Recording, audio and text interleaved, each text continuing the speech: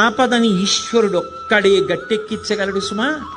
ఆపదని గట్టెక్కించవలసి వస్తే భగవంతుడు చూసేదేది అంటే నువ్వు ఎంత పవిత్రంగా బతికావు, నువ్వు ఇతరులకు హాని చెయ్యగలిగి ఉండి కూడా చెయ్యకుండా నువ్వు నిభాయించుకున్న సందర్భాలేవి, నీ కోపాన్ని నువ్వు ఎలా నిగ్రహించుకున్నావు, ధర్మానికి నువ్వు ఎలా కట్టుబడిపోయావో చూసి పరమేశ్వరుడు కౌగిలించుకుంటాడు. కబీర్ దాస్ గారు ఓ మాట అంటాడు, ధీరే ధీరే రేమనా ధీరే సబకుచి హోయ్ మాలీసించే సౌకర్య ఋతువాయే ఫల్హోయ్ అంటాడు.